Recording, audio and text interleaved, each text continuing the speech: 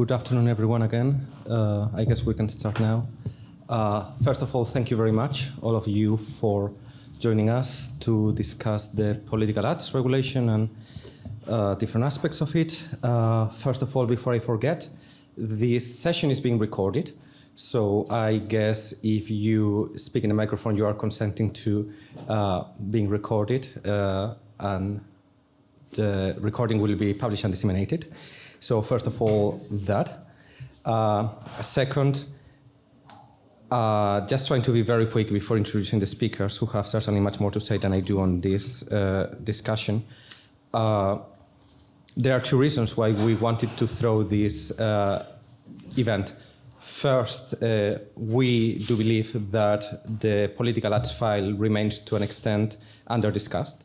It's a file with a relatively narrow scope of application, etc. There are some good reasons for that, but at the very same time, there are, I believe, good reasons why it actually merits a lot of discussion, not least because in the current political negotiations on the file are featuring the possibility of approaching data protection from innovative and novel manners that could be extended to different future political initiatives.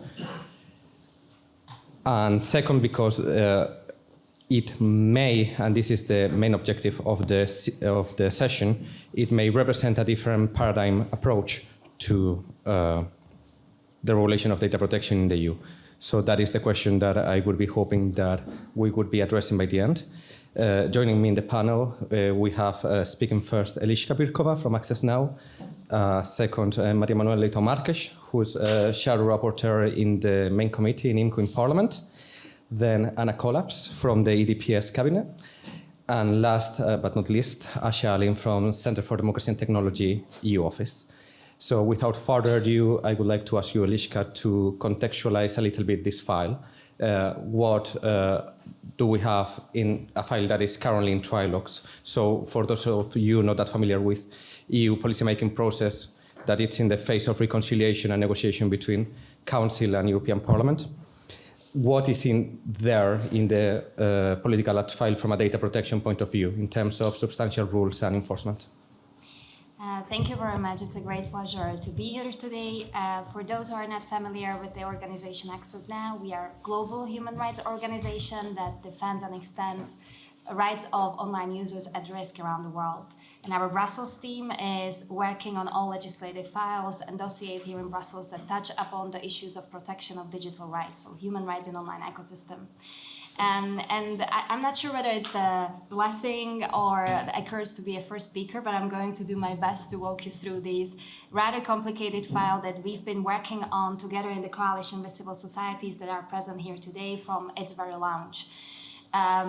So first of all, the goal or the regulatory goal and purpose of the regulation is to establish more transparency and also to avoid abusive practices, especially when it comes to the use of user-sensitive data in targeting for the purpose of political advertising, as well as for the purpose of so-called ad delivery techniques, who are highly automated, often black boxed, and it's extremely difficult to establish any meaningful transparency for you as individual users to understand why you see certain advertisement or why you're being targeted for that purpose.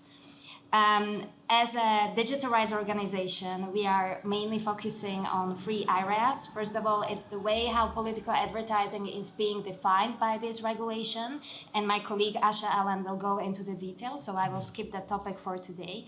The second point is definitely the way how our sensitive data are being used for the purpose of targeting as well as for the purpose of the ad delivery technique. And the third point would be the enforcement, because as we know, no matter how good legal text we have on the paper, if the enforcement is not powerful enough and not meaningful enough, then the law doesn't meet its mark and it remains largely ineffective. So first, the text of the proposed regulation currently in the final stages of the legislative negotiations suggests that the targeting of political advertising could involve the processing of special categories of data if individuals provide their explicit consent. This was initially proposed by the text of the Commission, and we've been very critical of these measures from the start. Many of those shortcomings in the original text were fixed in the position of the European Parliament that we, to a large extent, support. But however, the way how the negotiations are currently proceeding, also reflecting on the general approach of the Council of the EU, our concerns remain. This is for the reason that this position would undermine the proposal's fundamental objective to actually increase the integrity of elections and to ensure that the people's freedom of opinion will be protected without any further manipulation, and consequently that will result in strengthening the democracy in Europe. It would also breach already existing horizontal legal framework, the Digital Services Act, that directly contain the ban on the use of sensitive categories of data in targeting and for profiling, concretely in Article 26. And it's very questionable whether the express legal basis, that means explicit consent for the use of these data under the GDPR, would actually suffice when we speak about the protection of our democracies and electoral integrity. Since the launch of these regulations, together in coalition with our partners, we were strongly defending the strong Article 12 that would actually contain a proper ban on the use of sensitive data without any exception of explicit consent, and also the ban on the so-called observed and inferred data, more specifically in the case of ad delivery techniques. To a large extent, we managed to defend this position, especially in the context of European Parliament. And why this is such a huge priority for us, it's mainly because the automated ad delivery technique processes enormous amounts of data and help from predictions of what messaging is most relevant for targeted individuals. And of course, these techniques very much exploit individuals' vulnerabilities. It follows the hidden patterns in individual online behavior, and it derives personal data that individuals did not consciously or voluntarily disclose. And as we know, the European Data Protection Board guidelines rightly explains that the processing of large amounts of personal data for the purpose of targeting and ad delivery techniques puts the rights and freedoms of individuals at risk. Hence, this existing ban that currently is incorporated in the position of the European Parliament is essential for the protection of individuals and groups' fundamental rights, and we will continue fighting that it will remain intact until the final text is being adopted. Going quickly, just touching up on the enforcement, because I know I'm running out of time. The current text of the regulation, again, especially in the version of the European Parliament, is looking in the empowerment of the European Data Protection Board. So under these measures, the European Data Protection Board would be able to initiate its own investigation in case of violations of Article 12 that hopefully will contain the ban on the use of sensitive data for the purpose of targeting. And especially if these violation occurs on very large online platforms or by very large online search engines. We very much support the empowerment of the European Data Protection Board, and since Access Now has been actively working on the issue of data protection and also enforcement of the GDPR, we are well aware of what it means when regulatory authorities do not have enough resources and expertise or other means to actually properly enforce the regulation. For us, the EDPB could play a crucial role, especially when it comes to cross-border cases, learning from the previous mistakes that we often observe when it comes to the rather ineffective or not so strong enforcement of the GDPR regulatory framework. I'll stop there and I look forward to further debate. Thank you. Thank you very much, Eliška. Picking up from there, maybe I wanted to ask MEP Leuta Marques to cover the other aspects of the regulation just for presentation beyond the data protection aspect that Eliška was covering. Thank you very much and good afternoon to everyone. And I'm starting by thanking the EPD and in particular Fernand for putting this panel together. As Eliška just described, this regulation really has the potential to bring forward a new paradigm for data protection and not just in the context of political advertising. I believe you have a unique opportunity to show that advertising, and in particular online advertising, can take place without the current risks to the fundamental right of privacy. And I'm hopeful that the concept of inferred and observed data in particular will be adopted in the final texts. However, our priority should be protecting people more than protecting data, and in that case, protecting democracy and space for healthy public debate. That is a problem nowadays for our democracy for many reasons, and with some bad examples we have from the past. That is why I'd like to focus my intervention on transparency provisions of the regulation and how they are crucial to monitor its enforcement. The proposal has plenty new rules on transparency. To cut in short, there will be an increase in the information available to the public and authorities on who is sponsoring political ads, who is financing them, where the funding is coming from, among other aspects. But from the point of view of voters, ourselves, which are the tools that will translate into increased transparency? And I would like to refer to special one of them. The first is label placed on or next to every political ad that identifies the ad as political and as basic information on the sponsor.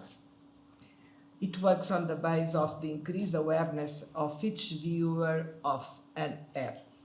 The other tool I would like to mention, and from my point of view is more important and impactful, is the European Repository for Online Political Advertising.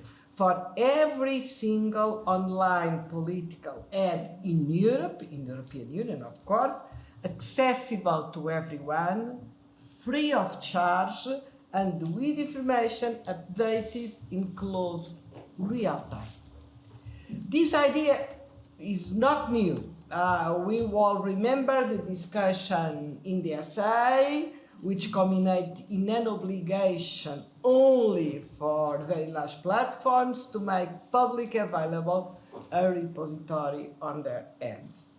And the signatories of the Code of Practice of Disinformation have also committed to setting up repositories for political and issues-based ads with certain characteristics and with access for researchers via APIs. However, this new repository, as proposed by European Parliament, let's see the final result, has several benefits. First, contrary to the Code of Practice or the essay, it will be comprehensive, including all political ads online and not just those published by very large platforms or other signatories voluntarily of the Code of Practice.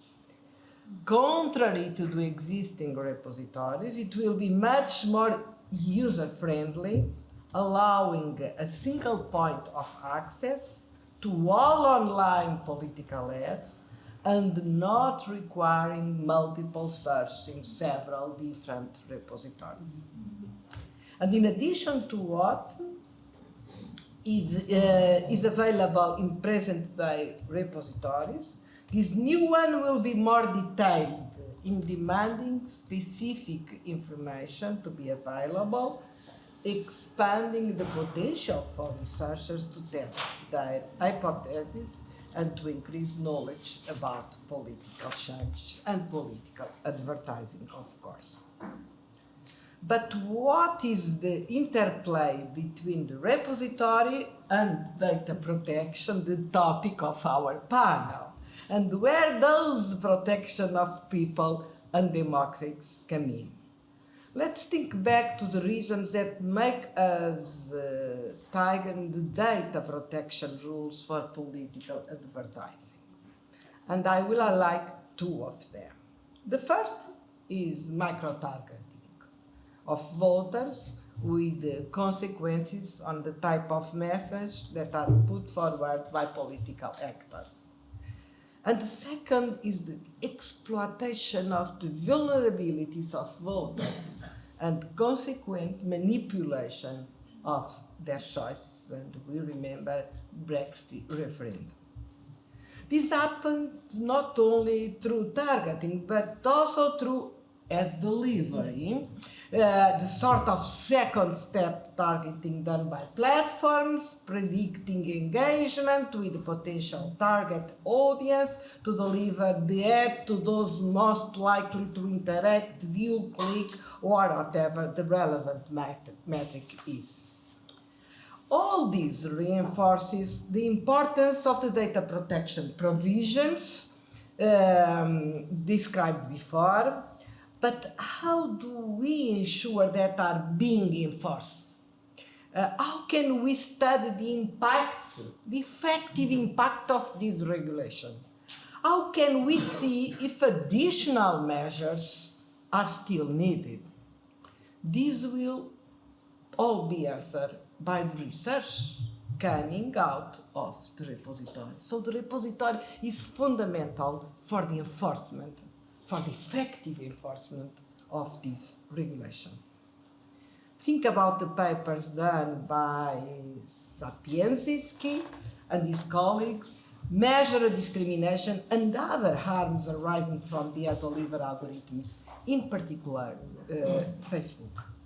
As he has explained to us in a public hearing in the Parliament, he does this research despite the poor availability of data from platforms.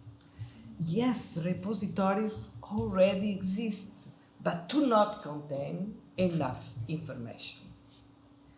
The Parliament proposed to make available details, such as the specific groups of individuals targeted, the categories and sources of personal data used for targeting, and the reach of the political ad, the number of views and engagement with the advertising. It could be even better if you had separate information on data used for targeting and for ad delivery as requested by Poetry, but unfortunately that was not political possible. Thus, the repositories are not only a transparency tool to look at the message propagated in campaigns or the sources of financing, but in fact they will be a cornerstone for the scrutiny of data protection measures relating to political advertising. I expect your support for the Parliament position, because we need your support, and in particular for this point. It's perhaps the most important part of it, because it will allow us to find out if, on the top of having a good law in books, we will have good law in action. That is our main purpose. And to adjust the level of protection we hold our citizens accordingly. Thank you for your attention. Muito obrigado, MEP Leito Marques. I particularly bear in mind from your point at a moment when the consultation on access to data is still open, the very point on access for free, without charge, at a moment when it's a very specific VLOP is expecting researchers to pay quite a lot to access some basic data. And on this note, I wanted to invite Mrs. Collapse to comment out of these relatively more ambitious measures vis-à-vis the original Commission proposal. Some advocates of a less ambitious political advertising file in the area of data protection have argued that going for restrictions on which type of personal data may be used in political advertising for restricting it based on how the data has been obtained, so treating tracking-based personal data in different ways to other personal data proactively provided, that this represents a change of paradigm from the GDPR that is just too large, that is just lex specialis departing too much from the general data protection regulation. So on this note, I wanted to invite you to comment on the extent to which, for instance, the DSA and the DMA might be in between GDPR and political ads regulation in terms of paradigm, or what paradigm do we need today to protect personal data of Europeans and ultimately to protect them? Thanks a lot. Just checking that you hear me well. I'll get it closer.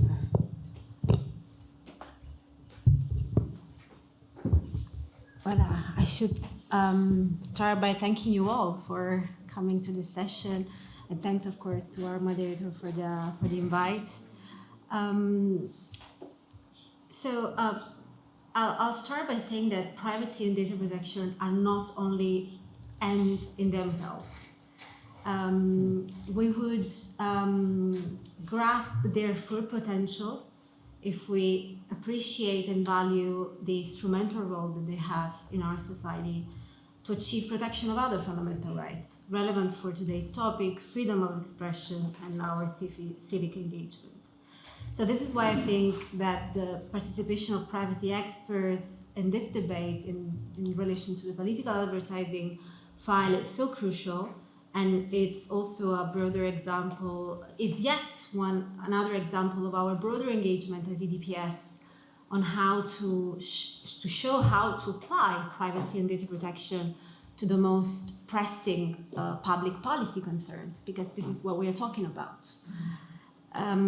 We have seen that the misuses of personal data have led to online manipulation and have led to distortion of our democratic processes. And so by using data in a fair way, and by that I not only mean the adherence to the words of the GDPR to ensure compliance. By that I mean adherence to the spirit, the soul of principles and rules that represent a whole set of civic rights, such as privacy in fact. By doing that, by ensuring a fair treatment of personal data, we achieve in once two very important public interest objectives. We protect people from manipulation, we protect their dignity, and we defend our democratic system. So it's about protection. I want to be clear, just not to be misunderstood. Of course, GDPR is a pillar of this protection. It's the pillar of protection of people when it comes to their personal data and much more. But I think it's a baseline. So nothing prevents the legislator, the co-legislator, to go beyond GDPR. And by doing that, I mean to do better, even if possible, if something better can be done. And I think that, so this going beyond, this extending the protection, this adding even on top of GDPR, is what is exactly happening with some provisions in some legal acts that the European legislator has adopted or is in the process of adopting.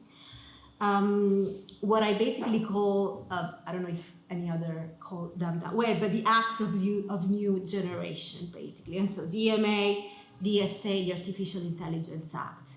It's true, they differ from the GDPR approach. But I wanted to make clear what I mean here by paradigm shift, because recently, in these past days, I've heard many interpretations of what a paradigm shift may mean. So to me, while GDPR sets, we heard that in the past, the rules of the road, so determines the frame for the control of the process, for the players involved to safely lead the journey, these new acts actually are much more explicit on determining what is acceptable and not acceptable in our society. So whether certain practices should have at all a place in our society. And that's a very interesting approach. I'll give some examples. Is it appropriate at all that religious beliefs, very sensitive data, are used for targeted advertising in a political communication context. Or, for example, a discussion that is happening in the context of the Artificial Intelligence Act is whether we should allow for data on sex life or sexual orientation to be used for training algorithms in order to fight and prevent bias and discrimination, which is, of course, a very noble aim and objective, but it's not an easy one. So this is the type of debate we are having.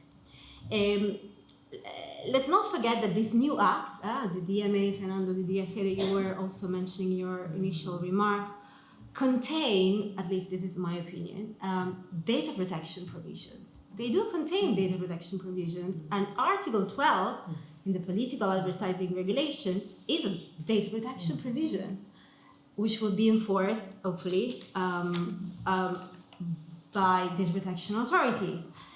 This is not me saying that. This has been the choice of the Commission, who chose Article 16 of the Treaty on the Functioning of the European Union as a legal basis, in addition to the harmonization legal basis of Article 114 of the Treaty, to base this legislation. And as we know from the Court of Justice, Article 16 is the appropriate legal basis whenever the protection of personal data is one of the essential components of the new rules. So there are data protection provisions out there. We should not be afraid of saying that, I think, even in the privacy community. Let's face the reality. In DSA, this is the case at least for Article 25, 26, and 28, so respectively dark patterns, target advertising, and targeting of minors' data.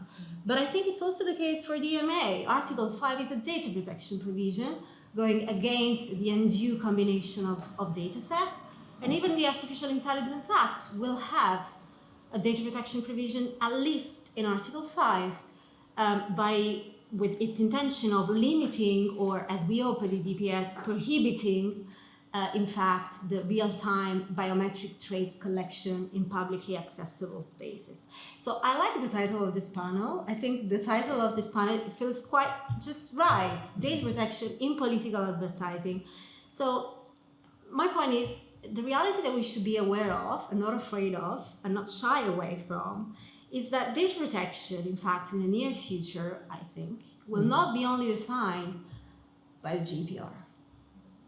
Will, in fact, be also defined by these new provisions, which will concur, in addition to the GDPR, on top of GDPR, to define what privacy and data protection is in practice. There will be frictions. Let's be clear. Let's face the challenge. Frictions coming to name just one aspect from the fact that definitions and situations are not properly aligned. For example, in relation to the political advertising file, we said, well, let's pay attention to the responsibility of publisher and political sponsors, because they can be jointly responsible and joint responsible under a data protection framework.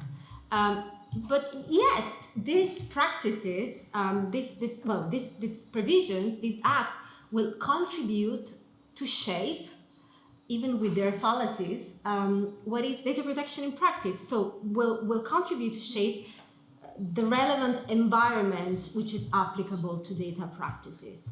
This will be one of the main challenges for data protection authorities, which will need to evolve and adjust in a modern way if they want to survive. So to conclude, there's no harm per se, I think, in going beyond GDPR if we want to do better. This is an important point. If we're talking about seizing a legislative opportunity to increase the protection in respect of what we have. So if we want to extend such protection, the protection of the GDPR, and the way we understood it at the DPS is that, of course, the intention of this regulation is to extend the protection. So let's make it. Let's make it happen. Let's make it happen properly.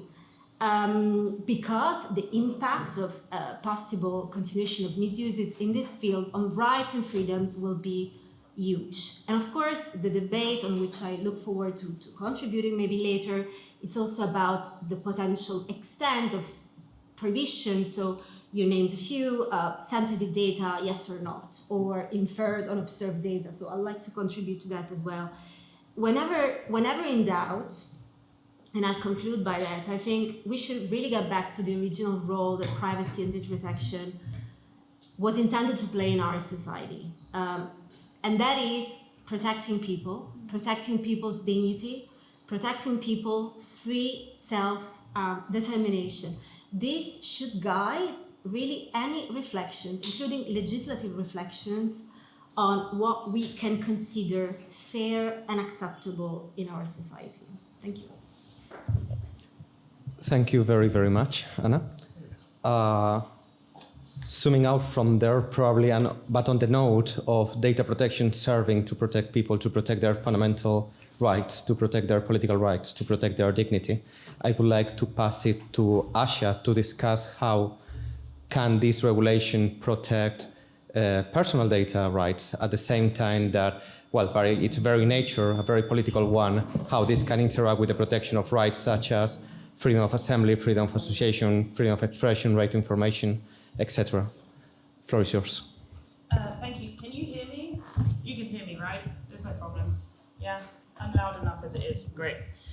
So thank you so much, and I really appreciate the brilliant inputs from my fellow panelists, and I'd really like to follow on from what you just said there, Anna, in regards to the ongoing conversations about improving those protections, because I have a concern that they're doing the reverse and decreasing those protections of GDPR, undermining the provisions that you mentioned already, and from the perspective I'm speaking of, when you capture that in a very specific framing, they're posing risks to fundamental rights, just as you mentioned, on freedom of expression. And so are we looking at a negative paradigm shift is the question that I would pose, thinking about these conversations. But the misuse of personal data, special category or otherwise, which in itself is an abuse of the fundamental right of data protection, has clearly led to tangible examples of risks being posed to freedom of expression, or the right to relevant information in an election context, which is part of the international human rights framework as well. And as you can probably hear from my accent, I'm a Brexit escapee. This is very personal to me and the outcomes that come from certain situations. So the interplay between these rights actually under the Charter are inextricably linked from our perspective. And so what I would say, for an organisation like ours, and for those of you who aren't familiar with CDT, we're a not-for-profit organisation who focuses on advocating for the preservation of human rights in EU digital tech policy. And so what's been underpinning our advocacy engagement on this particular file has been the need to ensure that the scope and indeed the intent of the regulation is crystal clear. A lot of these provisions on data protection actually take on a very different characteristic depending on how broad of a scope or how narrow of a scope that the regulation actually is. And I've spoken about this regulation several times, and I always start on this particular point. This regulation to address political advertising is very much needed, of course. The current status quo when it comes to online political advertising and that environment is one of obscurity. But this is not a regulation about addressing disinformation or the virality of user-generated content that is neither sponsored nor promoted content, but that can have an impact. This is a regulation about political advertising, but I'm sure you all know that already. But there are many brilliant civil society colleagues providing expertise in the development or implementation of existing legislative or voluntary frameworks aimed at addressing issues such as disinformation. So it's important that these issues are addressed in the appropriate forum and not indirectly. But to come back to the regulation itself, unfortunately, Article 2, as drafted by the European Commission, which includes the definition on political advertising, very much needed to be narrowed, because the proposal, unfortunately, mischaracterized political speech on elections or political processes by individuals as if they were forms of political advertising, which they simply are not. And this poses a huge risk to freedom of expression for several reasons. First, we must remember that under extensive jurisprudence, political speech is the most protected form of free expression. And so any restriction of this must meet international human rights standards. However, I'd like to imagine this practically. If all forms of political speech, so let's say non-commercial political speech, could potentially be classified as political advertising, in the case of online platforms, in order to ensure compliance, they will need to ascertain which examples of this non-commercial political content may fall under this definition and may need to have the related obligations apply. Platforms should absolutely not be making this determination. And the idea undermines the key purpose of the regulation itself, which should be to curb the power and the influence on the online advertising ecosystem in this particular regard. So quite simply, political advertising in the online sphere is, as been reiterated by many civil society organisations, paid for or sponsored content. And it is the most appropriate scope for the definition to ensure the necessary safeguards for political speech. We see very strong improvements to this provision in the text of the European Parliament, so we highly encourage the co-legislators to adopt this specific position because it provides the protections that are needed there. But this risk would also, of course, extend to civil society organisations whose very aim and purpose is to address the societal and political ills that affect many communities. This is not to say, of course, that civil society organisations should be outside the scope of some of the obligations of the regulation, but this broad definition, as mentioned, would capture, again, this kind of non-commercial political content, and this is, to steal a term from my home country, the bread and butter of civil society organisations, holding to account those in power and advancing political progress. Therefore, the definition would also risk chilling the speech and the outreach of civil society organisations precisely in a time in which we see a shrinking space in civil society that needs to be addressed and not further hindered by regulation with unintended consequences. So this is also a risk to the right of freedom of association when you look at it from this perspective as well. But this brings me to another reflection on the proposal, and this is related to this issue of the definitions and how certain things are being conflated between one another. And I would be remiss if I didn't mention some of the ongoing conversations that are happening in the context of the negotiations, because it seems that there's also a slight conflation in the definitions when it comes to the different forms of communication that a political party may do, such as emails or direct communication with their members, and political advertising. It seems quite confused. And so when you're looking at the conversations that are happening around the data protection provisions and the scope, all of this begins to make sense when you understand there's a lack of clarity around definitions. And as Ališka mentioned, a lot of work has been placed into making sure this was quite clear. So it's disappointing to see that maybe the conversation is beginning to take a step backwards when really it should be moving much forward. So my final reflection on this is that the regulation and how the co-legislators set out to address the political advertising system cannot be characterized by an attempt to empower incumbent politicians to continue or validate the misuse of our data, especially sensitive data for political gain, nor can it be a vehicle to create parameters around regulating political speech, as this would violate international human rights standards and indeed the Charter. And lastly, as the negotiators are continuing their conversations, they must consider the quote-unquote Brussels effect and the impact of such a regulation would have if it were to be copied or referenced globally. Democracy is at risk both in Europe and globally. Therefore, setting such a precedent could have widespread repercussions. So we really hope that the co-legislators remember their duty to get this right and remember that their role is to protect our fundamental and human rights in this context and not to lessen them. Thanks. Thank you, Asha. At this point, I think we have something like 25 minutes for Q&A. If anyone from the audience would like to step up to the microphone to ask a question, mentioning name if relevant, affiliation. Otherwise, I have too many follow-up questions for our panelists, but please, Fanny. Thank you very much for all the presentations. I'd like to try to get you out of the Brussels lingo a little bit and the abbreviations, because I understand that, but I frankly don't understand one basic political impetus behind this.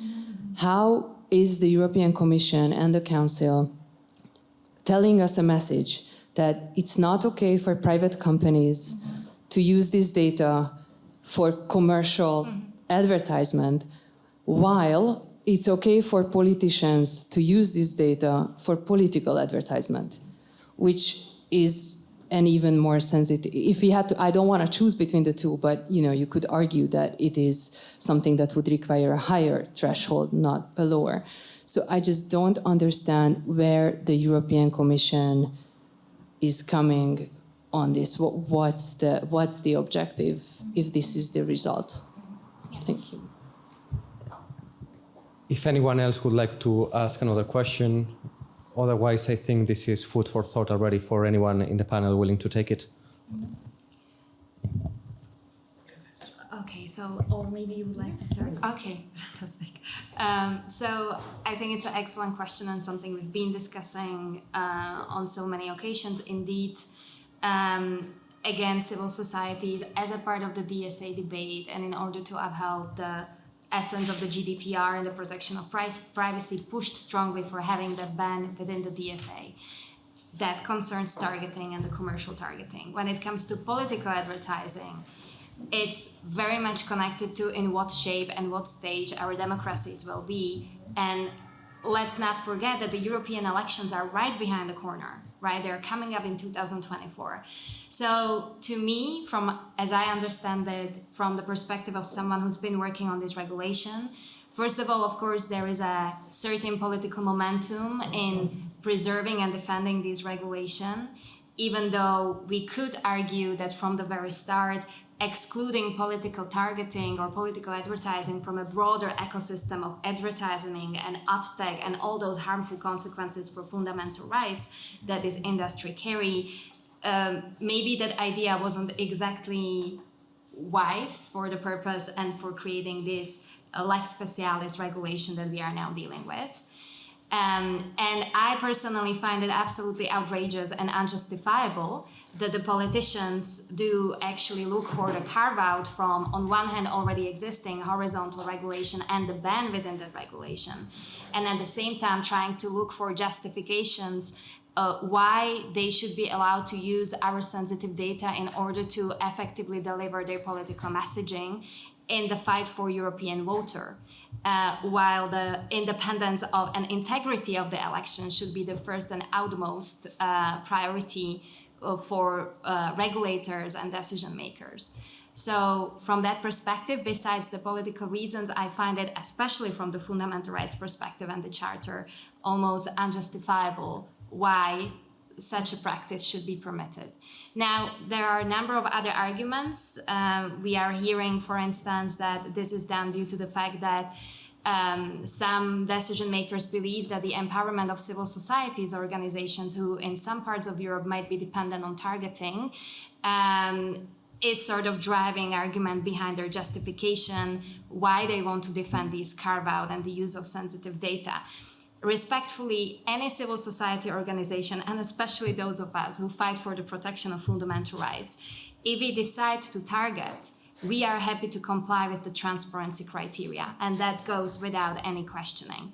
But if I do my advocacy for the purpose of fundamental rights protection without touching or processing any data, and I do this as a part of my everyday activity, which we do on a regular basis, then there is no reason why I should comply with burdensome obligations that simply should not apply to us, which very much bring us back to the scope of the definition of political advertising, which is the outmost and the biggest issue as well as a part of this regulation. Anyone else would like to jump in? Maybe I can add a very, very small comment. I think it's consensual, I hope so, even within the Council and the Commission, that we will not go below DSA rules in any type of circumstance. To be clear, this means that at least for online platforms that are not micro or small enterprises, profiling based on the use of special category of data will be prohibited. But of course, we would like to go further if possible concerning political advertising. I would like also comment on an intervention that is very interesting about GDPR, but it's maybe other debate for other day, because it's very interesting to know how GDPR was affected by the progress of technology and especially the use of data and the way we face data nowadays, either to protect them or to use them. But it's another discussion. It's another discussion. Thank you very much. Maybe, on the basis of what was just said and on the basis of Fanny's question, I can say, well, it's reassuring, first of all, that there is to hear that there is consensus not to go below what has been achieved in the DSA. But if ever there will be some afterthoughts in relation to that, and in relation to these afterthoughts, I can only react by saying, it's of course it's not for me to defend the Commission or the Council position, but quite the contrary, we advise the legislator and the Commission on what to do best. I think that lowering the level of the protection has some implications, most simply because we wouldn't need even this regulation to be there as for Article 12. Like GDPR already provides with its horizontal reach two exceptions to relevant exceptions for the context of political advertising. Namely explicit consent, but also the pursuit of legitimate activities for political aims for certain organizations, among which political parties or groups, etc. So I would wonder, okay, were we even in this process of debating and making, engaging in a decision process on a political advertising? So to me, it's absolutely evident that we need not only to preserve what has been achieved in the DSA, but to make a step further. And I would say that, so not only there would be no even reason to engage in political advertising discussion if that's what some, let's say, counterparts had in mind, but what is questionable, in fact, it's been raised before, is the appropriateness of using this data for political messaging, how data about our sexual life could be relevant for political message. I really would love to hear a counter-argument there. But if I may, I think that at least my understanding of Article 47, of Recital 47 of the Commission's proposal actually already acknowledged that there are risks stemming from the use of this data, the misuse of this data, beyond, in a way, at least this is my understanding, beyond the breadth and the reach of sensitive data as such.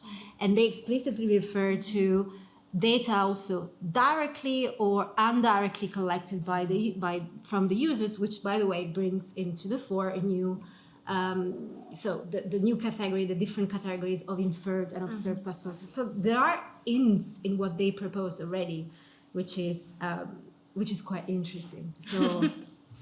Yes, I'll stop it here. Interesting it is.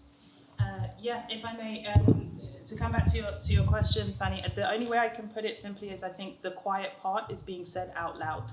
And that's why it's the work of civil society organisations is so important to not only hold private sector actors to account, but our politicians and governments to account as well. And I would draw your attention back to the mandate of the council, where there was a proposal to have a two-tiered approach in terms of where the obligations applied. So you might remember, or for some of you who may not know, there was a proposal to have government exemptions coming from the council before this was being discussed in terms of, okay, now we as political actors get to use sensitive data. So there were whispers, and at least some of this was coming in from a quite early perspective. And some of it was coming from concerns about the modalities of elections, right? There are some things that people need to know, where you need to go and vote, but this was already exempted in the Commission's proposal. So I genuinely think what is being negotiated, or at least discussed at this moment in time,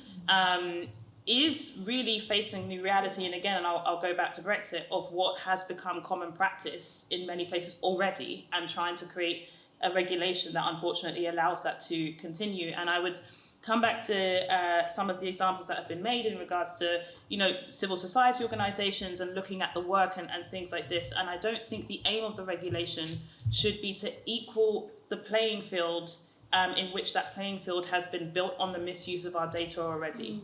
The aim should be to stop it and address it. It shouldn't be about we all get to use the toys. That's not the purpose. But I would say for the work of CDT, we very much based our original opinion of this proposal on the opinion of the European Data Protection Supervisor. And if I may, I would just like to quote that opinion because it very explicitly says that it finds it very difficult to imagine any justification for collecting and processing data concerning, for instance, health, sex life, sexual orientation, or genetic data in order to advance political messages. It also goes on to say it doesn't think it would meet the measure of proportionality. So this is coming from, the most highest level expert opinion on this. So I'm also very confused as to why this conversation is happening, and the only justification that I can see for this conversation happening is that it's already happening, and that justification and validation is being given to the fact that it's already happening, and it's for others to hold that to account and shine a light on what is occurring in this context. Thank you very much. If there is anyone else from the audience who would like to ask any question, there we go. Yes, very quick question regarding... May I ask for your name and affiliation? Arianna, Estelle, researcher and lawyer. Just wondering whether you have looked at the interplay in the implementation of the regulation with electoral law at member states level, because this is quite a challenge. Political advertising isn't political campaigning. Political campaigning is highly regulated, a lot of specificity by member states. So just wondering if you have looked at it. Thanks. We cannot interfere in electoral law of member states. And it's very important, as Asha said before, to separate, to make the difference between what is political debate and political campaign and political advertising as a service. And we are trying, on the opposite of the position of the Commission, we are trying to restrict this regulation to political advertising as a service. And like that, I think it's easy to articulate in fact with electoral political laws that normally regulate the debate and the campaign of the parties and other actors of the political campaigns. I might moderately abuse my privilege as moderator here to say that my organization, EPD, we're actually throwing a series of workshops across European capitals on this very issue. And one concern that we actually have, it looks very differently from country to country. So of course we will have harmonized European laws that interact very differently with very different national laws. Enforcement authorities diverge massively. Some countries have a single enforcement authority. Some countries enforce electoral law through 12, 15 different authorities. Yes, it's going to be something interesting to follow in practice, and it's going to give a couple of headaches, I'm afraid. Are there any more questions from the audience? I might then ask for the panel a question back on the line of the paradigms, and I think this discussion feels like a roller coaster in that we go from a second of the high hopes of introducing modern, up-to-date restrictions on personal data building on top of the GDPR that are quite exciting, thinking about political advertising and thinking about it as a precedent. And then we are raising all of the concerns of why are some pushing for actually weakening the protection under DSA. Why are we seeing certain things we're seeing that we don't even understand and are often, as I think rightly pointed by Asha, argued in private but not argued publicly. But another idea that has been floated privately and we know of because of leaks in media such as Politico and Context is that the council is putting forward an idea of splitting the category of personal data. So say something like, we should allow the use of certain special category data and not of other category data. So we shouldn't be able to target political advertising to certain people on the basis that they are sick, that they may have cancer, but we might be able to target political ads to someone on the basis that they are Muslim or Christian. Mm-hmm. How can we think of a regulation like this on political advertising to review, revamp, challenge, shatter the category of a special category data as a set of a closed list, to open it up and regulate different special category data differently?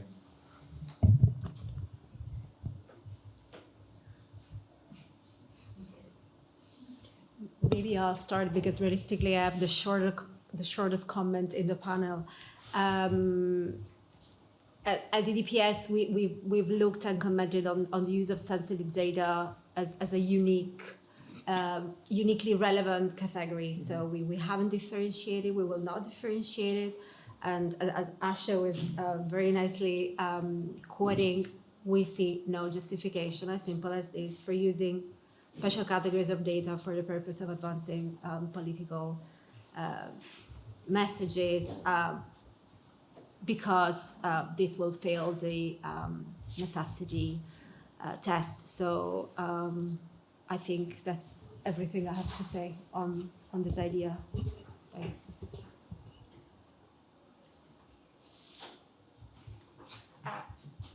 I think that summarized it all. I think that all of us would very much agree with this statement.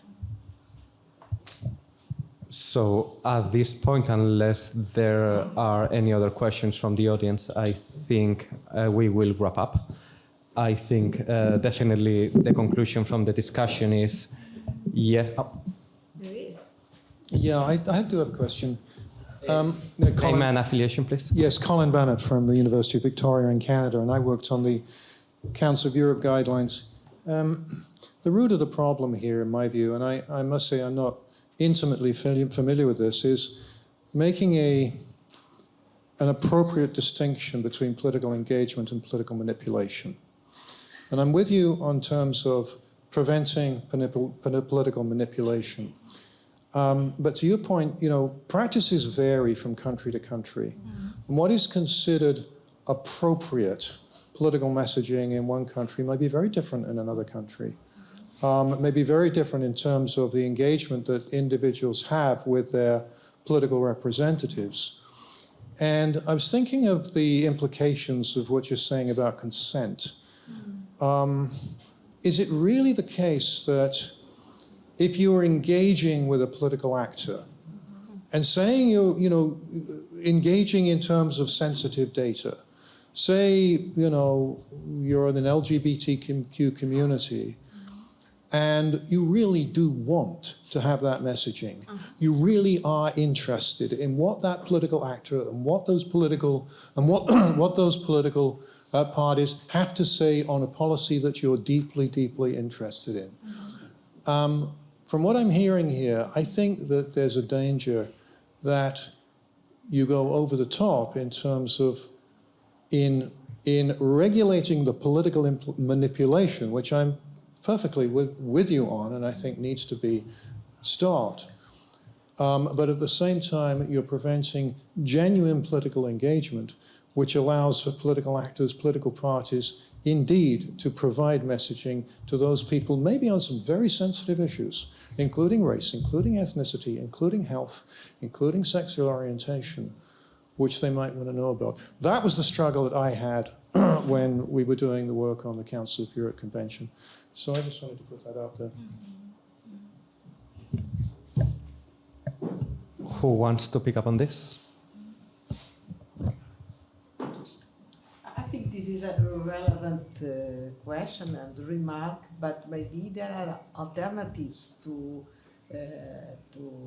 send this kind of message to some kind of voters and electors or political participants. But that's my question. What is that? Sorry, you will not. Sorry, that's my question. What is the alternative? Mm. Am I clear?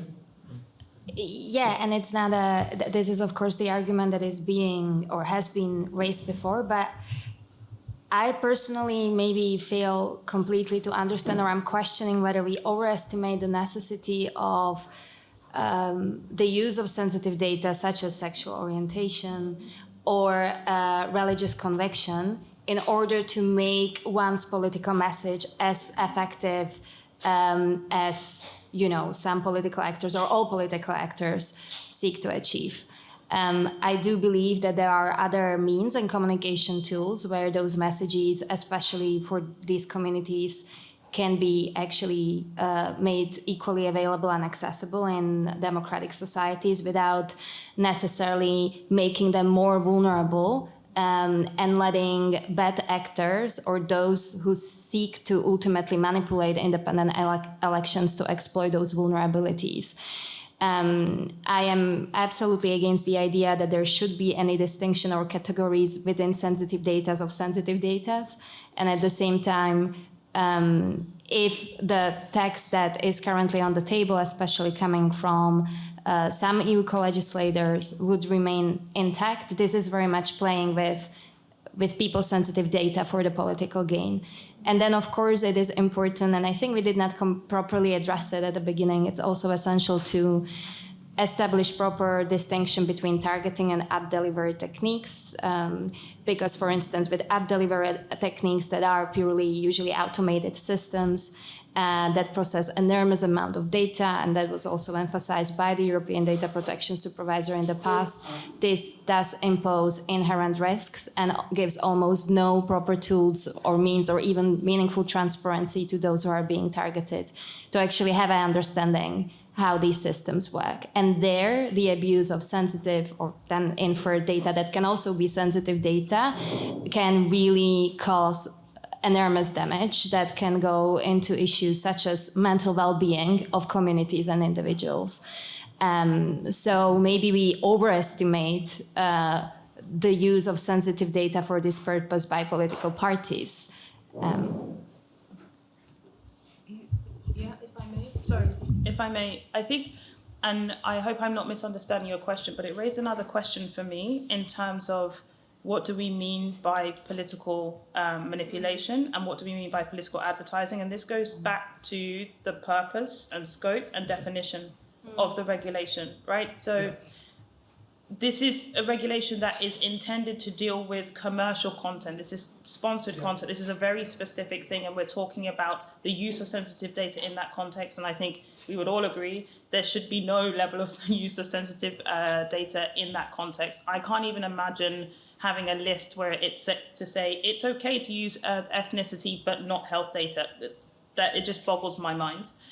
So what I think the question that you're bringing up is actually something that's better addressed in a kind of multifaceted framework, right? So I would look also to the risk assessment provisions of the Digital Services Act, where there will need to be annual risk assessments on impacts to civic discourse and democratic participation, right? We have the Code of Practice on Disinformation, for example. We have it's about the interplay between those frameworks when I think we're talking about political manipulation over political advertising. And for me, there's a distinct of course, manipulation can happen in the context of advertising. I'm not disputing that.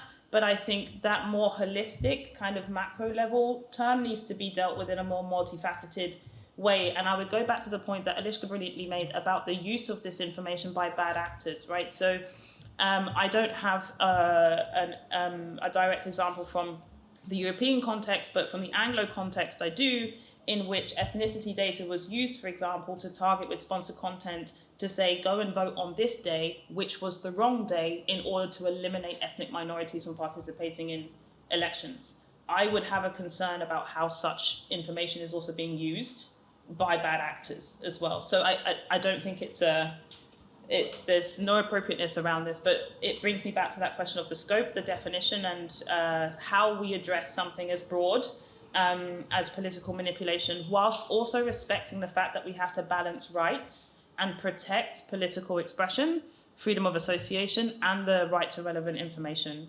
in elections. Thank you.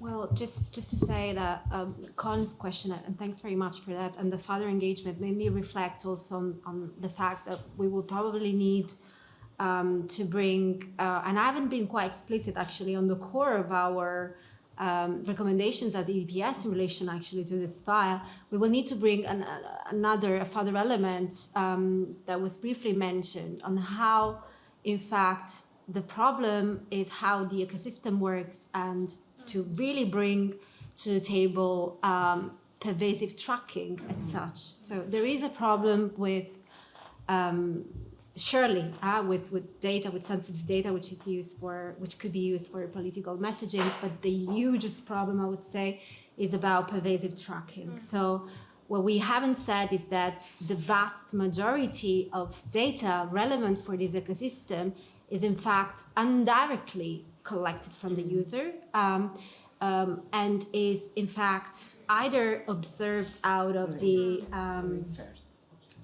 of the behavior of this person or built in fact by the controller, let's say, on the basis of observed data. So this data, which represent really the essence, I would say, of the tracking, of the pervasive tracking, which is pervading this ecosystem. And that's where, as EDPS, I wanted to conclude by saying that we call for a ban on micro-targeting and especially on stopping pervasive tracking. So I think this element should be brought to the table as well. Thanks. We are being asked by the organizers to wrap it up, so that I will do. I do really believe from the interventions, and thank you very much for all participants that contributed, that indeed this regulation would represent a change of paradigm, but not a new change of paradigm that we have had already, and that we shouldn't be afraid of that. Let's hope that in 1 or 2 years we can reconvene here and discuss the merits of this regulation in practice and whether it has solved any of the problems it seeks to address. Thank you very much to all of you. Thank you, Eliška. Thank you, Anna. Thank you, Maria Manuel. Thank you, Asha. And thank you, everyone, for your time and participation. Small remark to say this